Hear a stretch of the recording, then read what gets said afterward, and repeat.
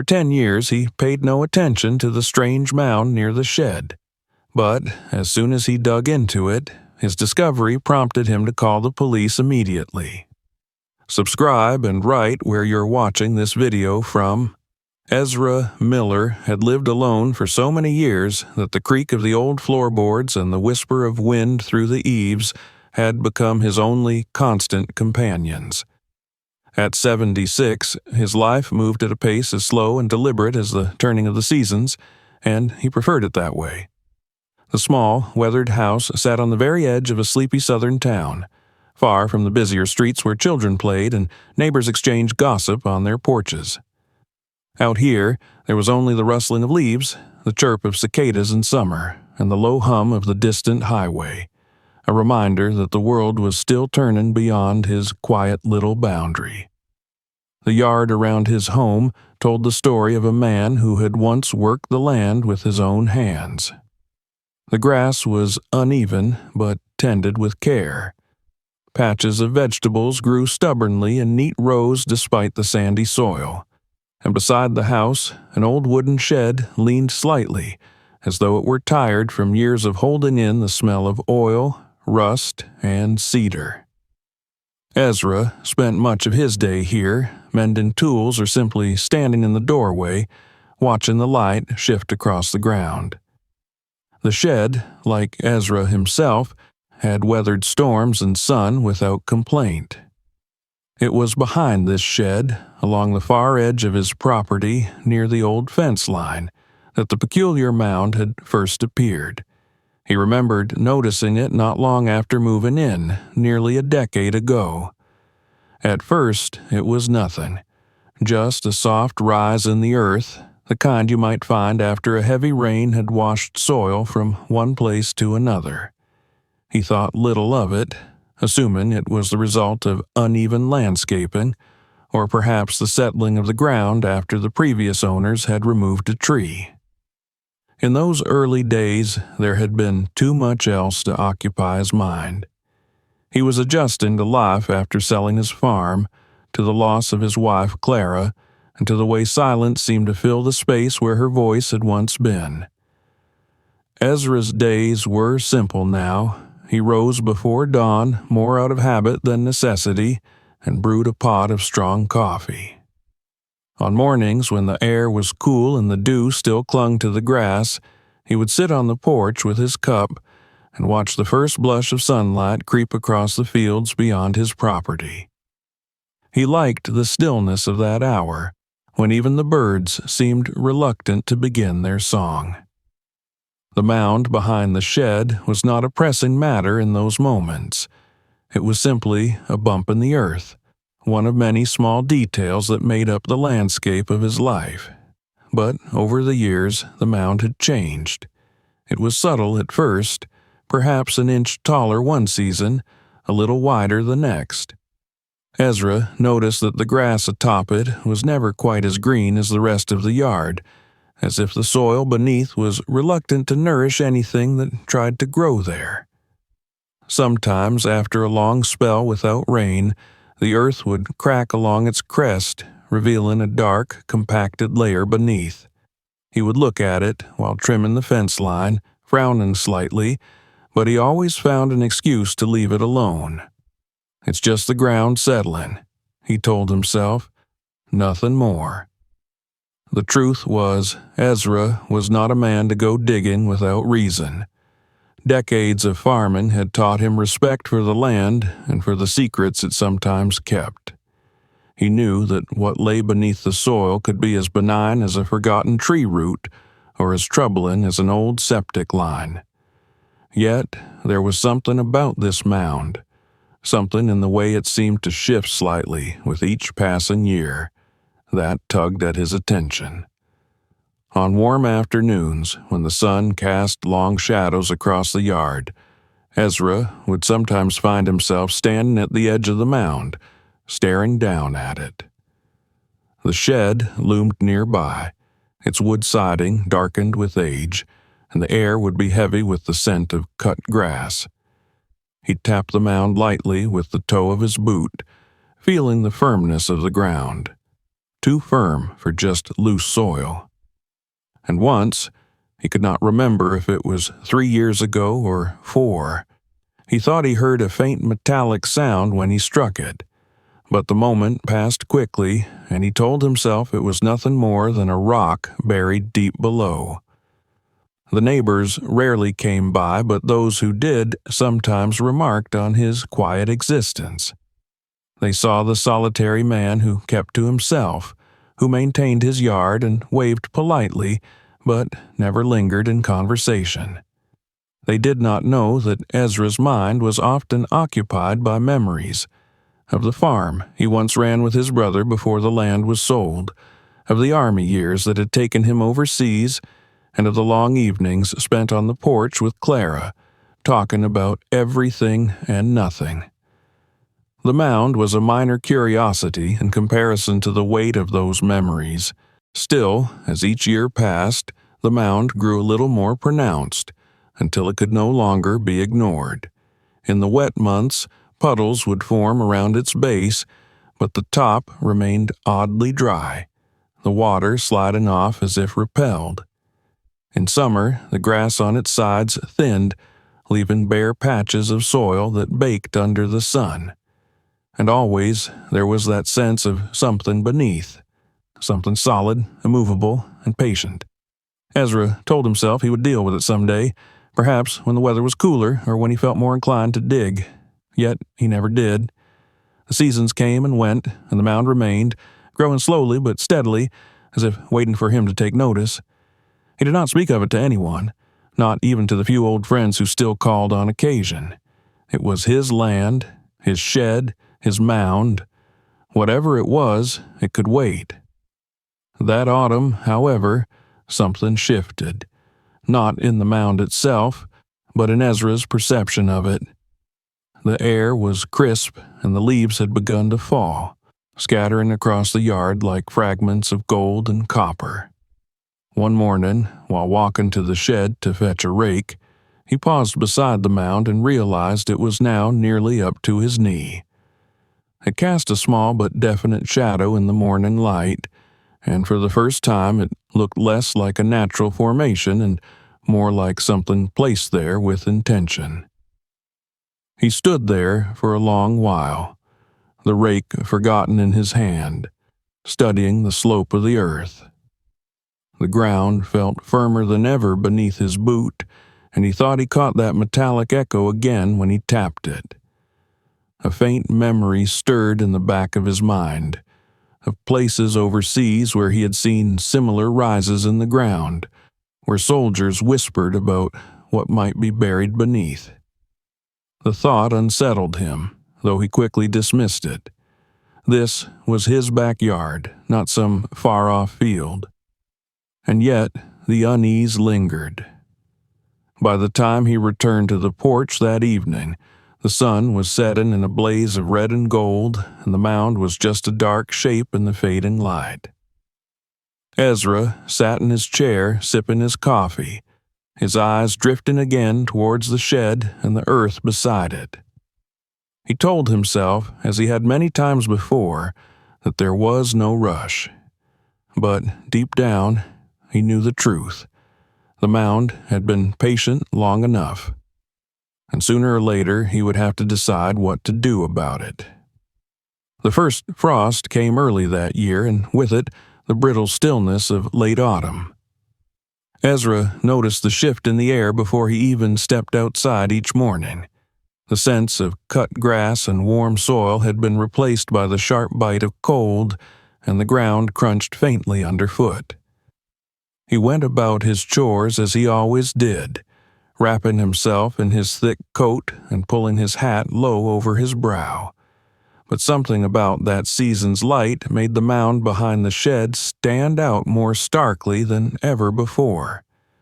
It was no longer a mere lump in the earth blending into the yard. It was a presence. He could see it from his porch now, even at a distance, and it seemed to have gained a strange prominence in the landscape. The frost gathered differently upon it than on the rest of the yard.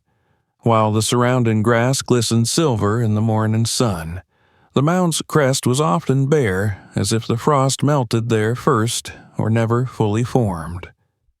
Ezra found this unsettling. He told himself it was likely due to the shape, perhaps catching more sunlight, but deep down he suspected something else, something beneath the surface generating its own subtle heat, or simply resisting the cold in a way that living soil should not. On a particularly raw morning, Ezra carried his coffee to the shed and stopped halfway, his eyes drawn to the base of the mound. The grass there had thinned further, exposing dark earth packed tight and hard as brick.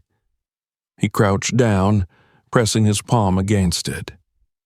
Even through his glove, he could feel the density of the ground, a density that did not belong to natural soil. The memory of the faint metallic sound from years before whispered through his mind. He pulled his hand back slowly, as though afraid the earth might shift under his touch. In the weeks that followed, the weather turned wet. Heavy rains swept through the town, filling ditches and swelling the creek that wound its way behind the neighboring properties. Ezra watched from his window as water pooled across the yard, collecting in shallow depressions and soaking into the ground. Yet, when he glanced toward the mound, he noticed something strange.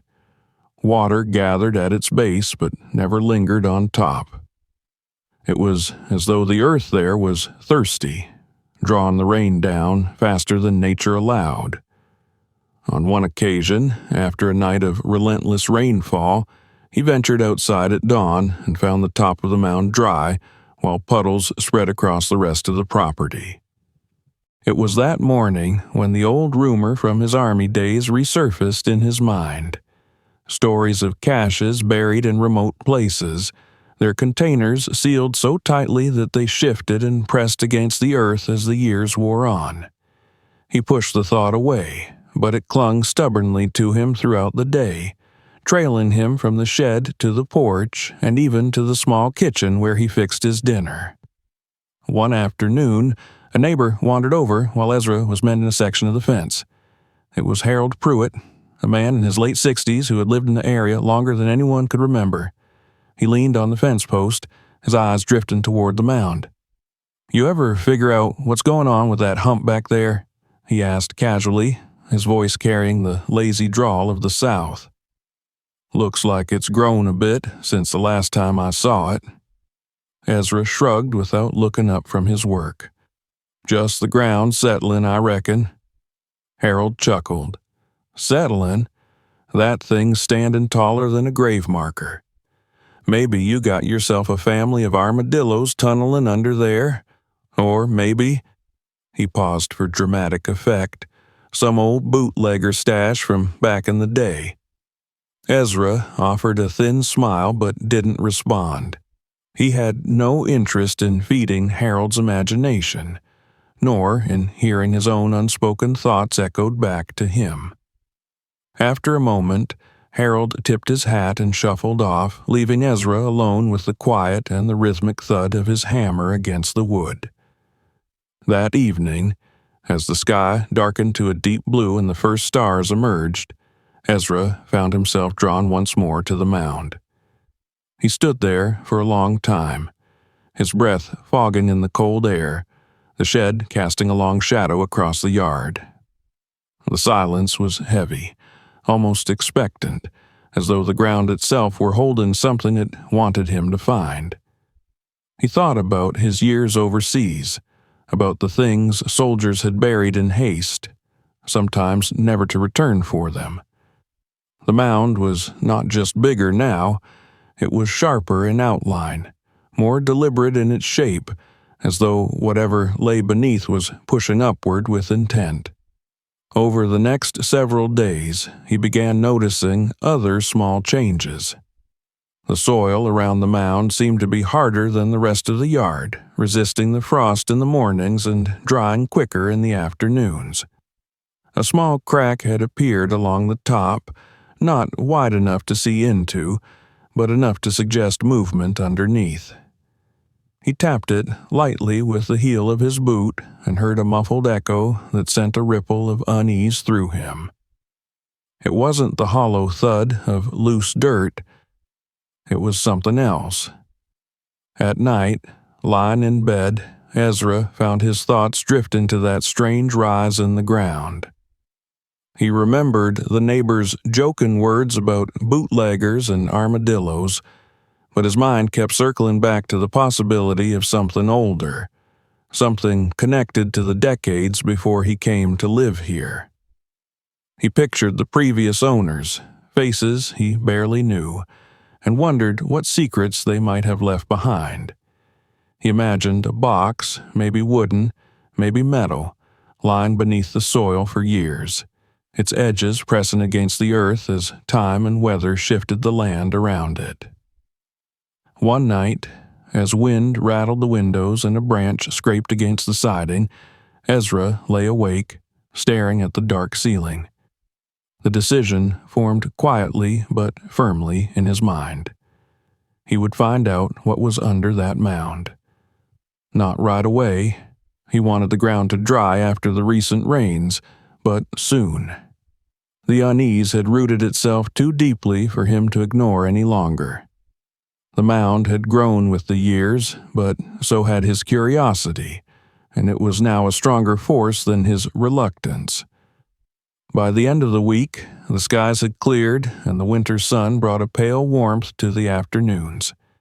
Ezra stood on the porch one morning, sipping his coffee, his eyes fixed on that spot behind the shed.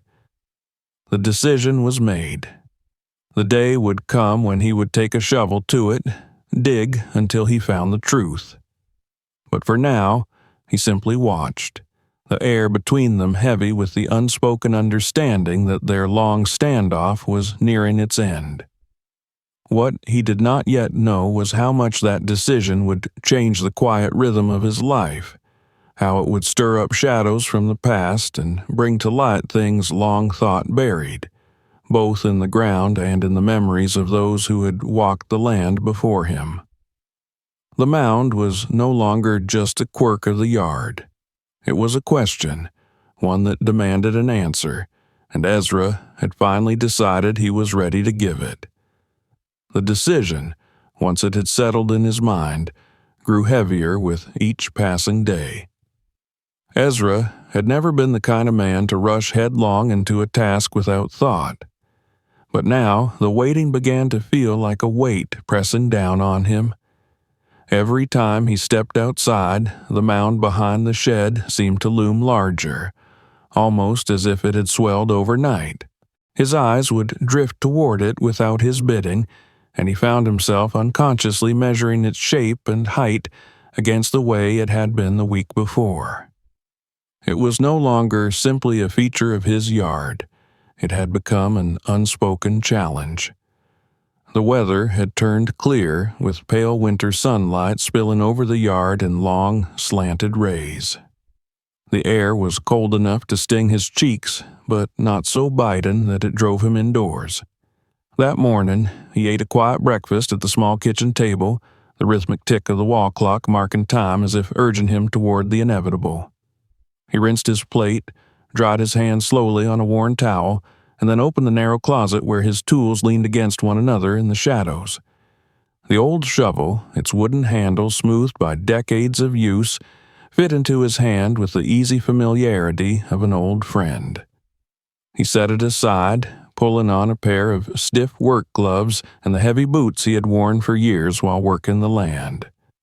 When he stepped outside, the crisp air filled his lungs, sharpening his senses.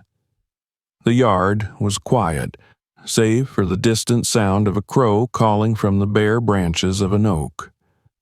Frost still clung to the shadowed edges of the fence line, but the ground near the mound lay exposed, as though the earth there held its own strange warmth. Ezra approached slowly, each step sinking into the slightly damp soil.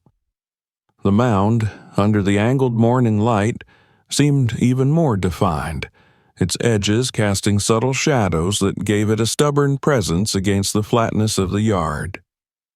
He stood for a moment, resting his gloved hands on the top of the shovel handle, letting his gaze travel over the rounded slope of earth. A faint, uneasy anticipation prickled at the back of his neck. He thought again of Harold's joking remark about bootlegger stashes, of his own memories from overseas where the ground sometimes hid far more than stones and roots. He tightened his grip, stepped to one side of the mound, and drove the shovel's blade into the soil. The first bite came away easily, the dirt loose from months of rain and frost, and he tossed it aside with a muted thud. He worked methodically, circling part way around the mound as he dug, removing one layer after another. At first, it was the simple resistance of compacted soil, the kind he had fought against countless times before. But then, several inches down, the shovel struck something harder than earth. The sound was faint but distinct, a dull, metallic note that traveled up the wooden handle into his hands. He froze for a moment, his breath hanging in the cold air. Bending down, he brushed the dirt away with his gloved fingers until the edge of something flat and corroded emerged from the soil. Rust had eaten into its surface, but the hard lines beneath were unmistakably the corner of a man-made object. His heartbeat quickened, and he found himself glancing over his shoulder toward the house, as if expecting someone to be watching. The yard remained silent. He dug more carefully now, using the shovel to loosen the surrounding earth before crouching to scoop it away by hand. Slowly, more of the object came into view, what looked like the lid of a large metal box, its surface mottled with rust and caked in clumps of wet dirt. The metal was cold under his touch, as though it had held the chill of decades underground. A faint, acrid scent rose from it, not unlike the smell of old machinery left too long in the rain. The box was larger than he had first thought, stretching at least 2 feet across and perhaps more in length. Its sides were wedged tightly into the earth, as though the soil had gripped it in a slow, relentless embrace. He realized it would take more than a few minutes' work to free it entirely. Straightening up, he rolled his shoulders to ease the stiffness settling there and began to widen the hole, shovelful by shovelful, until he had exposed enough of the top to see a row of corroded hinges along one side. It occurred to him then that the mound's steady growth over the years made sense. The gradual shifting of groundwater and the slow settling of the earth had worked together to push the box upward, pressing against the surface until it formed the rise he had noticed so long ago. The thought gave him a strange mixture of satisfaction and apprehension. Whatever this was, it had been hidden for a long time, waiting for someone to uncover it. Ezra set the shovel aside and crouched again, running his fingers along the edges of the box. The hinges were locked under years of rust, the seams nearly fused shut. He would need more than his bare hands to pry it open. He rose, brushing dirt from his gloves, and walked to the shed, where he rummaged through a shelf until he found a heavy steel pry bar and an old hammer. The tools felt awkwardly heavy as he returned to the mound, their weight a reminder that what he was about to do could not be undone. Positioning himself at one corner, he wedged the tip of the pry bar beneath the lip of the lid and pressed down slowly. The rust groaned in protest, and the box shuddered slightly in its earthen cradle.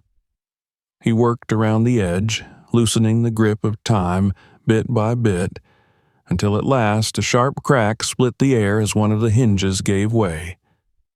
The sound was louder than he expected, and it seemed to echo in the stillness of the yard. He paused, his breath coming heavier now, and for a moment he simply looked at the partially freed lid. In his mind, a dozen possibilities tumbled over one another: old farming tools, forgotten valuables, or perhaps something far darker. The faint tang of metal and damp earth was strong now, mingling with a scent he couldn't quite place, something that hinted at age and neglect. With one final push, he pried the lid open enough to see the darkness inside. At first, it appeared empty, the interior swallowed in shadow. But as his eyes adjusted, shapes began to emerge. Hard edges, wrapped forms, and the dull glint of something that caught the light. Ezra's pulse quickened. The hole yawned before him, the box, a silent relic of another time, and he knew there was no turning back.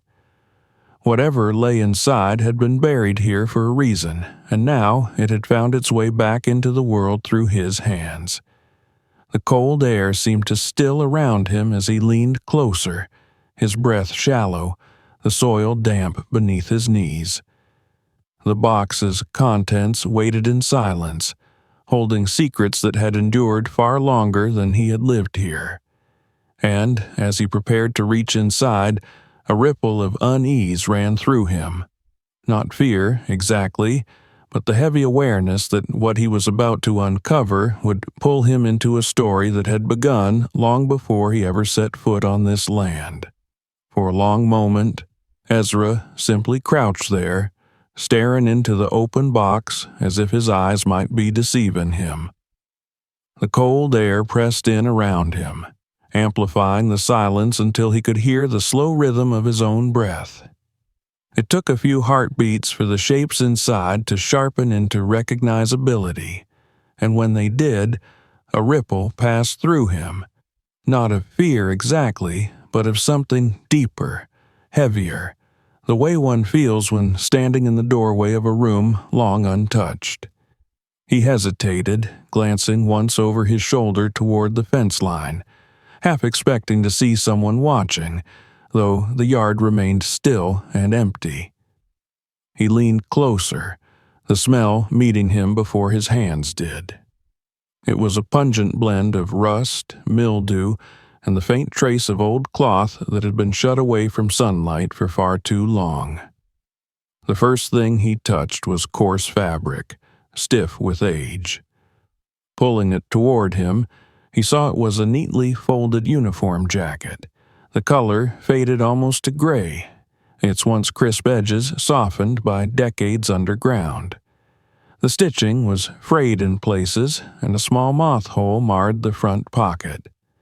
He laid it gently on the ground beside him, the insignia on the sleeve barely visible under a thin veil of dust. Beneath the uniform lay a bundle wrapped in waxed paper that had turned brittle and yellow. Ezra peeled it back slowly, revealing several small boxes of ammunition. The brass casings had dulled to a dark patina, and each box was marked in neat military-style lettering that seemed oddly formal against their worn appearance. He set them aside carefully, his hands steady but his mind quickening with questions. Whoever had placed them here had done so deliberately, with the kind of care that spoke of value, if not in money, then in meaning. As he reached deeper into the box, his fingers closed around something cold and solid.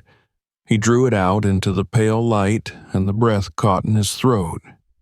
It was a pistol, heavier than he expected, its blued steel dulled but not destroyed by time.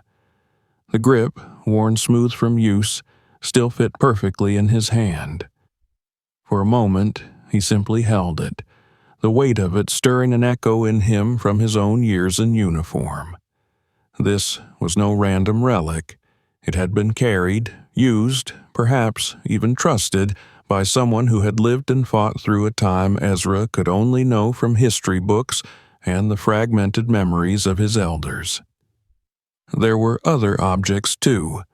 A narrow leather belt coiled neatly at the bottom, a battered tin box containing what looked like personal effects, a small folding knife, a cigarette case with initials engraved in careful script, and a pair of dog tags strung on a chain. The tags were tarnished but still legible, the letters and numbers stamped deep into the metal. Thomas K. King, followed by a string of numbers and the name of a blood type. Ezra's gaze lingered on them. A name. The box, the uniform, the weapon. These were not just things.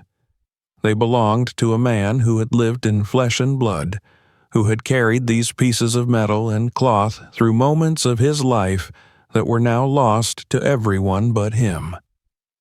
And then there was the bag. Wedged in the farthest corner, almost hidden beneath the other contents, lay a thick canvas sack tied with cord that had stiffened over the years. Ezra pulled it free, the coarse fabric scratching against his gloves. He worked the knot loose and opened the mouth of the bag, peering inside. At first he saw only the dull brown edges of paper, but as he reached in and pulled a stack into the light, the reality struck him. Money. Bundles of old banknotes, the paper brittle but still intact, the faded ink showing denominations he hadn't seen in decades. Some were bound in strips bearing the stamp of banks long out of operation, their names familiar only from old photographs and half-forgotten headlines. Ezra sat back on his heels, the sack resting in his lap, the cold seeping through his coat, now unnoticed. His mind was a storm of questions. Who was Thomas K. King? Why had he buried all this here? The dog tags and uniform marked him as a soldier, but the money, the weapon, and the ammunition hinted at something more complicated. It wasn't just a cache of memories. It was a hidden chapter from a life that had been abruptly cut off from the world above. He set the bag aside and looked again into the box. At the very bottom lay a bundle of letters, tied with twine that had frayed so badly it came apart at his touch. The envelopes were yellowed, their corners softened, but the handwriting was still clear, a looping, deliberate script that belonged to another era. Most were addressed to Thomas K. King, but a few bore the name Annie King. Ezra brushed the dirt from one and turned it over in his hands, feeling the faint embossing of the postal seal. He didn't open them, at least not yet. There was a sense of intrusion in that act, a crossing of a line he wasn't ready to take. The wind stirred, carrying with it the faint rattle of the shed door. Ezra looked up at the yard, the fence, the fields beyond. All of it felt slightly altered now, as though the act of uncovering this box had shifted something not just in the ground, but in the very air around him. The mound was gone, reduced to a rough hole in the earth, but in its place was something far larger, a connection to a man he had never met, a mystery anchored in steel and cloth and paper, waiting for someone to decide what to do with it. Ezra gathered the items carefully, setting them in a neat row beside the box. The uniform, the pistol, the ammunition, the belt, the tin of personal effects, the bag of money, and the bundle of letters. Each seemed to radiate its own quiet gravity, pulling his thoughts into their orbit. He felt the way he had as a boy when he'd found a bird's nest tucked into the beams of the barn. An awareness that he was holding something delicate, irreplaceable, and alive with history. The light was fading by the time he rose to his feet, his knees stiff from crouching. He carried the items to the shed, setting them gently on an old workbench where they would be safe from the damp night air. The box itself, empty now, he left by the hole, its corroded shell seeming smaller without its contents. He would deal with it later. For now, his mind was too full of the weight of what he had found and the questions it had stirred. He locked the shed and stood for a moment on the path, the cold settling into his bones.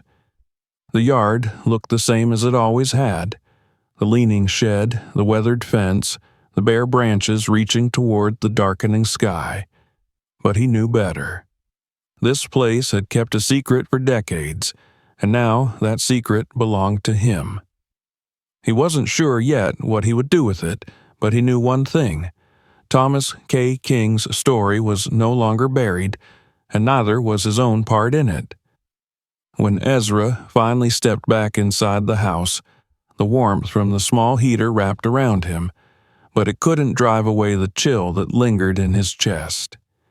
He thought of the dog tags, the letters, the sack of brittle currency, and he knew sleep would not come easily. Somewhere in the distance, a train whistle sounded, long and low, like a voice calling across time. He sat at the kitchen table, staring at the closed shed door through the window, and felt the pull of a past he could no longer ignore. Ezra woke earlier than usual the next morning, though he had hardly slept. His dreams, when they came, were muddled and restless, flashes of strange landscapes where the ground shifted under his feet, and where voices he couldn't see whispered names he didn't know. The pale winter light was just beginning to seep into the room when he pushed back the covers and sat on the edge of the bed. The cold floor bit at his feet, but he hardly noticed it. His thoughts were already in the shed with the relics he had unearthed less than a day before. He brewed a pot of coffee, strong enough to cut through the fog in his mind, and stood at the kitchen window while it dripped into the pot. Outside, the yard looked unchanged, the shed leaning in its usual place, the patch of bare earth where the mound had been now just a rough scar in the ground. But to Ezra, the whole scene felt different, as if the air itself carried the weight of the past. He couldn't shake the image of those dog tags, the clean, deliberate letters spelling out a name that meant nothing to him and yet now seemed to follow him from room to room. After his second cup of coffee, he stepped into the cold, the air crisp enough to make his breath hang in front of him. The lock on the shed gave a reluctant click, and the hinges protested faintly when he pulled the door open. Inside, the scent of oil and wood mixed with the faint mustiness that had clung to the objects from the box.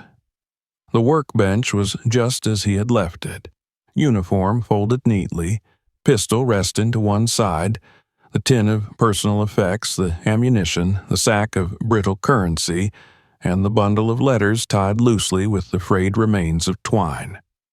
Ezra's hands hovered over the letters for a moment before he picked one up. The envelope was addressed to Thomas K. King, in a flowing hand, the ink faded but still legible. The postmark was dated 1946, just after the war had ended. He slid the letter out carefully, the paper crackling faintly. The handwriting was the same as on the envelope, steady and sure, and the first line began with, "My dear Tom." Ezra read in silence, his eyes moving slowly over the page.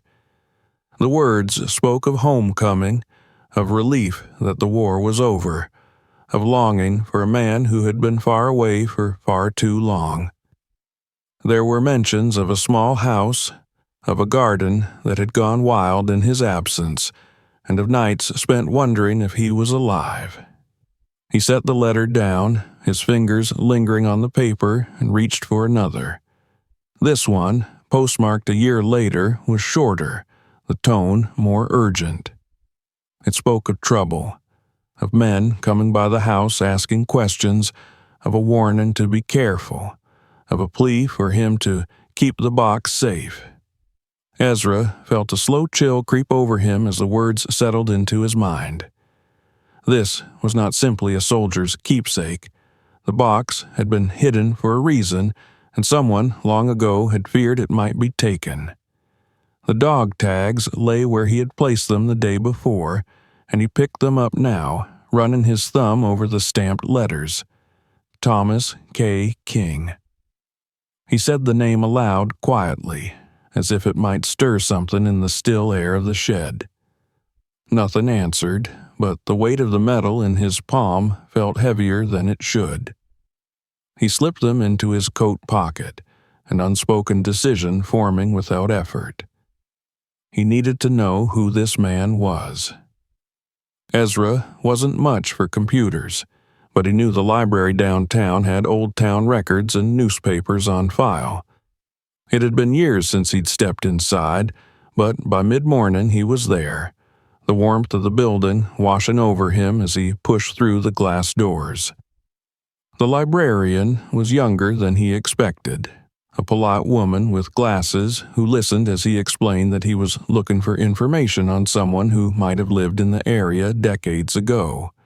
She guided him toward a set of old bound volumes and a microfilm reader tucked into a quiet corner. The hours passed in the low hum of the library. Ezra leafed through yellowed pages, scanning obituaries, wedding announcements, and old photographs. At first, there was nothing, and then, in a 1947 edition of the local paper, he found it. A photograph of a man in uniform, the caption reading, "Sergeant Thomas K. King returns home from overseas."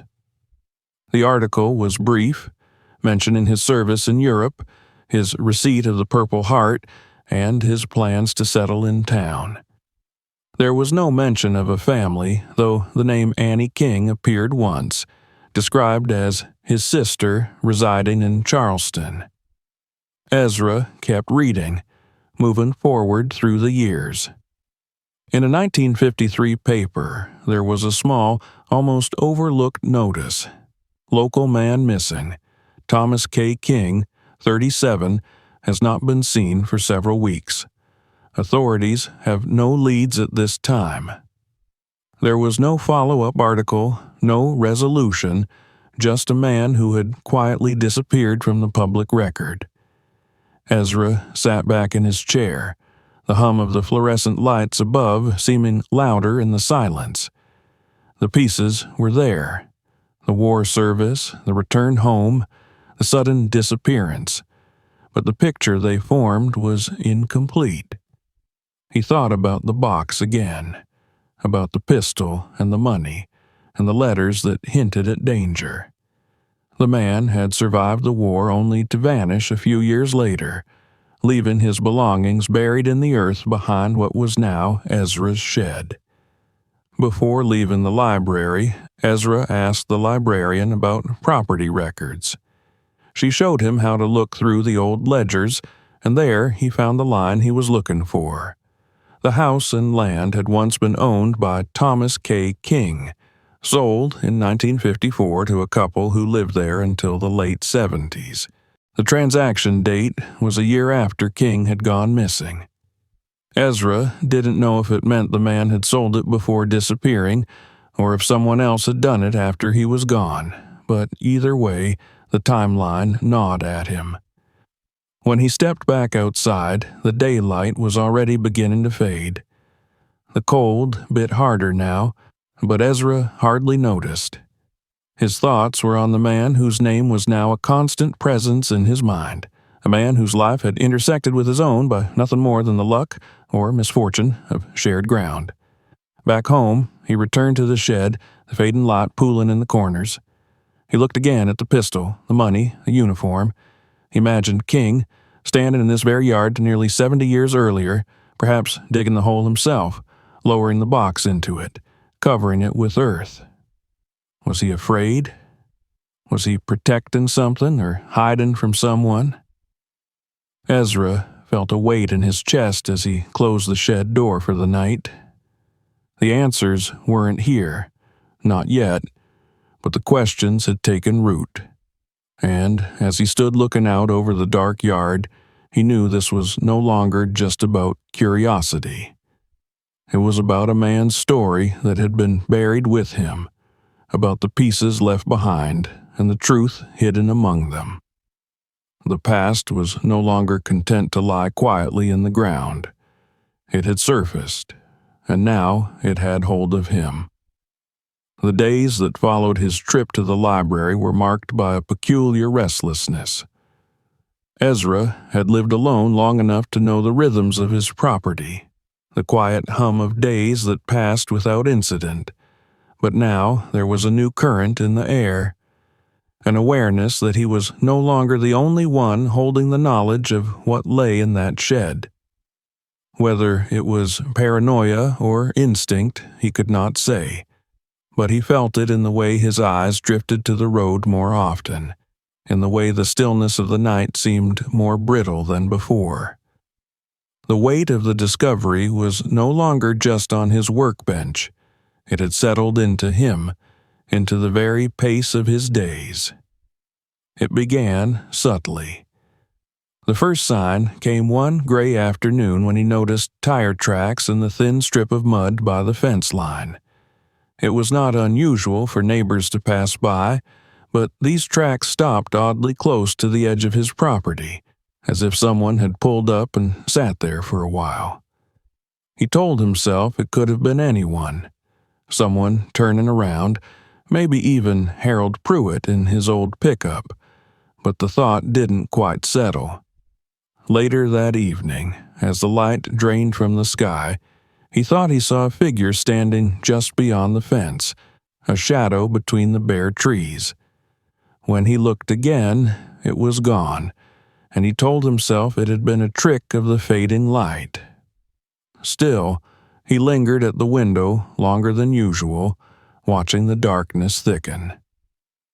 Ezra tried to keep his routines. He still tended to the garden beds when the weather allowed, still split wood for the small stove in the living room, but the shed had become both a sanctuary and a burden. He would open the door in the mornings, glance over the uniform, the pistol, the letters, and the sack of old bills, then close it again as though afraid to disturb something fragile. But he could not shake the feeling that the air in there was changing, that the scent of age and metal seemed sharper, that the shadows seemed to stretch longer over the workbench. 2 days after the first tire tracks, Harold came by again. His visit was casual in tone, but laced with an edge that Ezra had not heard before. They spoke on the porch, the wind carrying the faint smell of rain from the west. Harold mentioned, with the offhand air of gossip, that there had been strangers in town, asking about old properties and who'd lived in them back in the day. "Could be nothing," Harold said, leaning on the railing. "But sometimes when folks start poking around in the past, they ain't doing it for history's sake." He didn't look directly at Ezra when he said it. Ezra offered only a small nod, unwilling to invite more speculation, but the words rooted themselves in his thoughts. That night, the sound of a car passing on the road pulled him from a shallow sleep. It slowed as it approached his property, the crunch of tires on gravel distinct in the quiet. He got up, moving to the window, but the darkness outside was thick and the headlights washed over the fence before turning away. He stood there for a long time afterward, listening for any sound that didn't belong, and when he finally lay back down, sleep did not come. The next morning, he went to the shed earlier than usual. The lock was still in place, but for a moment he thought he saw the faintest scuff marks in the dirt near the door. He crouched down, running his hand over them, but they could have been from an animal or from his own boots on a damp day. Still, the idea that someone might have been close enough to touch the shed's door made his jaw tighten. He unlocked it and stepped inside, scanning the workbench. Everything was as he had left it, but he noticed the faint shift in the pile of letters, as if they had been disturbed and placed back without care. He told himself he might have left them like that himself. He wanted to believe it. Later that afternoon, as he was stacking wood near the porch, a man approached from the road. He was tall, with a lined face and a cap pulled low, his coat zipped against the wind. He introduced himself as someone interested in the history of the area, and asked, in a voice that was too casual to be natural, if Ezra had found anything unusual on his land in all the years he'd lived there. Ezra's answer was a steady, quiet no, but the man's eyes lingered on the yard, then drifted toward the shed. There was a pause before he tipped his cap and walked back toward the road, his steps unhurried as though he wanted Ezra to watch him go. By evening, the wind had picked up, rattling the loose tin on the side of the shed. Ezra sat at the kitchen table with the dog tags in front of him, turning them over in his hands. He thought about Thomas K. King, about the warning in one of the letters to keep the box safe. He wondered if the man who had buried it had felt this same tension in the air, the same awareness that once something was hidden, it became both a shield and a target. The following day, he decided to move the items from the shed into the house, at least for the time being. He waited until the road was quiet, then carried them in, one piece at a time, setting them carefully in a large, old trunk in the corner of his living room. The pistol he wrapped in a cloth before placing it inside. The sack of money he tucked beneath the folded uniform. The letters he slid between layers of fabric to keep them safe. When the trunk was locked, he felt a measure of relief, but it was a fragile thing, easily broken by the knowledge that locks only kept out the unmotivated. The days grew shorter, the evenings stretching into long hours of listening to the house settle and the wind scrape along the eaves. Twice he thought he heard voices outside at night, faint and quickly gone, but when he stepped onto the porch, there was nothing but the dark and the restless trees. He began to understand that the quiet he had valued for so long could turn into a kind of pressure, a blank space into which unwanted things could creep. It was just after dusk one evening when he saw the figure again, this time standing openly at the edge of the yard near the fence. The man didn't move when Ezra stepped onto the porch. He only watched. There was a pause, long enough for Ezra to feel the weight of the stare, before the man turned and walked away into the shadows. Ezra remained on the porch for a while after that, his breath clouding in the cold, the thought of the trunk in the living room settling over him like a second layer of frost. That night, as he lay in bed, Ezra realized that whatever had been buried in his yard all those years ago had not been forgotten by everyone. The shadows were closer now, their interest sharpened, and he understood that this was no longer just about uncovering the past. The past had noticed him and it was moving toward his door. The night after he saw the figure by the fence was the longest Ezra could remember in years. He lay in bed with his eyes open, staring into the dark, the slow creak of the house settling like faint footsteps overhead. Every time the wind brushed past the siding or rattled the loose tin on the shed, he felt his muscles tighten. It wasn't fear exactly. It was the knowledge that whatever had been set in motion the moment he dug into that mound was now moving toward its conclusion. He could almost feel the pull of it, like the slow current of a deep river drawing everything toward one inevitable bend. By morning, his mind was clear. The uncertainty, the careful waiting, the false hope that this might simply pass had all worn thin. He brewed his coffee, but barely drank from the cup.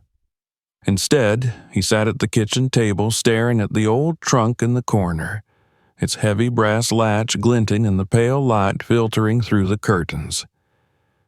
Inside lay the uniform, the pistol, the money, the letters, and the dog tags, the weight of another man's life, and the shadow of the danger that life had left behind. He realized then that he could not keep them, not if he wanted peace to return to this house. The decision was not one he made lightly. For years, Ezra had lived with the quiet certainty that his life was his own, bound to his land and his memories, free from the tangled affairs of other people. But this was no longer just his land, and these were no longer just his memories. He had stepped into someone else's story, and with that step came responsibility. The thought of the strangers in town, of the man who had stood in the dark by his fence, made it plain enough. If these things had value beyond sentiment, they would draw attention until someone took them by force. That afternoon, he called a man he knew from his service days, a retired sheriff named Miles Turner who lived 2 counties over. He didn't tell him everything over the phone, only that he had found something that might be of historical and legal importance, and that he wanted it handled properly. Miles didn't ask many questions, just said he'd be there the next morning. With the decision made, Ezra felt a strange calm settle over him, though it was tinged with a kind of sorrow. He spent the evening with the trunk open, looking over each piece one last time. The uniform still carried the faint scent of age and damp earth, the fabric rough under his fingertips. The pistol, cleaned now of the worst of the rust, was cool and solid in his palm, a tool made for certainty in uncertain moments. He ran his thumb over the engraved initials on the cigarette case, and for a fleeting moment imagined the face of Thomas K. King, though he had only that faded newspaper photograph to guide him. The letters were the hardest to part with. He read several that night, letting the voice of Annie King come through the paper, steady and warm at first, then more urgent and edged with fear as the months went on. There was love in her words, but also a desperate need to protect her brother from whatever shadow had been creeping into his life. Ezra folded each one carefully and returned it to its bundle. When dawn came, pale and cold, he was already awake. He had packed the trunk with the same care he might have used for his own most precious possessions. He wrapped the pistol separately in an oiled cloth, the money in thick brown paper, the letters between folded layers of the uniform to keep them from bending. By the time Miles's old pickup pulled into the drive, the trunk was closed and waiting by the door. Miles was a big man, his frame still broad despite the years, his handshake firm. He listened in silence as Ezra told the story from the beginning: the mound, the digging, the box, the contents, the strangers who had appeared afterward. When Ezra was finished, Miles nodded slowly, his expression unreadable. "You did right calling me," he said finally. "This is bigger than you want it to be." They carried the trunk out together and set it in the bed of the truck, covering it with a heavy tarp. Miles assured him it would go first to a secure location, then into the hands of people who could determine its rightful place, whether that meant a museum, an archive, or the family of Thomas K. King, if any could be found. Ezra didn't press for details. He trusted Miles to see it through. When the truck pulled away, the yard seemed oddly quiet, as if holding its breath. Ezra stood on the porch for a long time, watching the faint plume of exhaust fade into the cold air. The ground where the mound had been was just bare earth now, the scar slowly softening under winter's touch. He knew that with the trunk gone, the interest from the shadows would fade. Whatever had drawn them here no longer rested on his land. In the days that followed, he noticed the difference. No more tire tracks appeared by the fence, no figures lingered in the distance at dusk. The nights were still and dark in the way they had always been before, the kind of quiet that settled in the bones and let a man sleep deeply. Yet something had changed in him.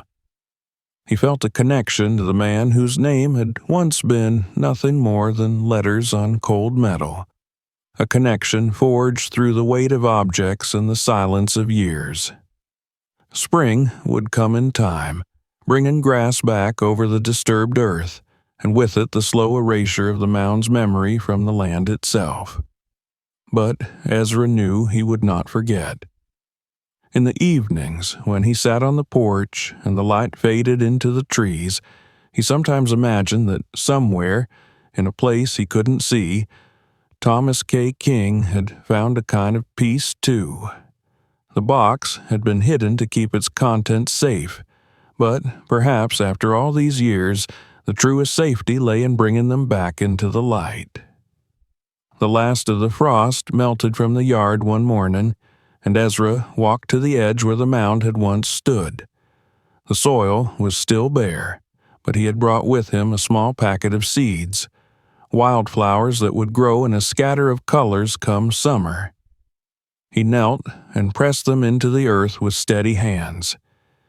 It was not a grave, but it felt like one in spirit, a quiet marker for a man's life and the secrets it had carried.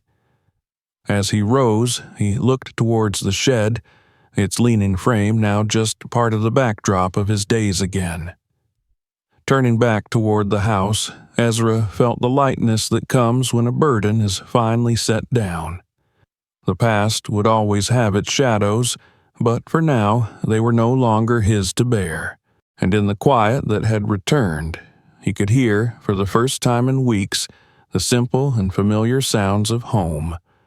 Wind through the branches, the creak of the porch boards, and the distant call of a bird somewhere beyond the fence.